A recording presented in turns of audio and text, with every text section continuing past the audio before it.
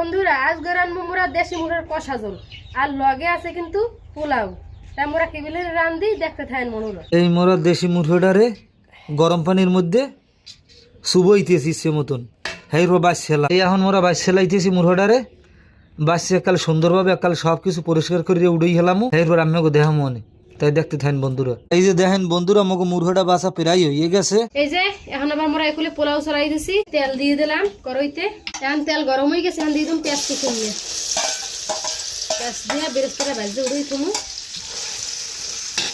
এই যে মগো পেঁয়াজের বেরেস্তা ভাজা শেষ, মগো পেঁয়াজের বেরেস্তা করা শেষ। এখন মোরা চালগুলোরে ভাজ দিলাম।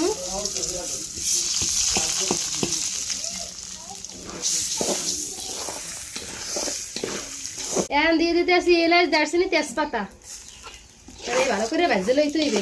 এখন দিয়ে দিব নুন। এই যে মগো চাউল ভাজা হয়ে গেছে, এখন এই যে পাশে গরম পানি দিয়ে রাখছি, এখন এই গরম পানি দিয়ে দিম। এই যে গরম পানি দিয়ে দিতে এই যে পানি টানি দেওয়া শেষ। এখন লাড়ি সারি একালে দেখতে থুম। এই এখন মুরগিটারে সুন্দর করে আগুনে সেকেলমু একালে ঘুরোই ফুরইয়া পড়লে যত গজি পশম আছে এগুলো পুড়িয়ে যাইবে আর এরপর শক্ত হয়ে গেলে একটা একটা উড়ে গেলাম।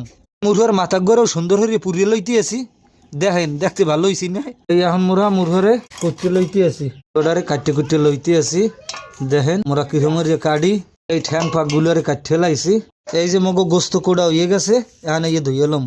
এই এখন মোরা গোস্ত গুলোরে সুন্দর করে ধুয়ে লইতে আসি, এককালে বাঁচছে বাঁচছে খুব সুন্দর করিয়া ধুয়ে ধুয়ে ভান্ডে থই। এই সবগুলো গোস্ত একটা ঠরিয়া সুন্দরভাবে ধুয়ে লম। এই মগো মুরগের গোস্ত ধোয়া হয়ে গেছে, এখন চড়াই দিম। এই যে দেখেন এই যে মোরা তরুড়ি ডেকে তুললাম, মাশাআল্লাহ কই অনেক সুন্দর ঝুরঝুরি রয়েছে। এখন চুলের উপরে একটু দিয়ে থুমু। এই মোরা চুলের উপরে কড়াই দিছি, কড়াই গরম হয়ে গেছে, এখন দিয়ে দেবো সয়াবিন তেল। তেল গরম হয়ে গেছে, এখন দিয়ে দেবো বাড়া মশলা। আর এর সুন্দর হয়ে লাড়িয়ে সেরিয়ে লমু। মশলা ভাজা হয়ে গেছে, এখন দিয়ে দিলাম হলদির গুঁড়ি, এরপর দিয়ে দিলাম মরিচের গুঁড়ি, এখন দিয়ে দিলাম নুন। মানে এর ভালো করে ভাজতে লইতে হবে। মগ হলদি মরিচ কষানো হয়ে গেছে, এখন দিয়ে দেবো মুরগের গোস্ত।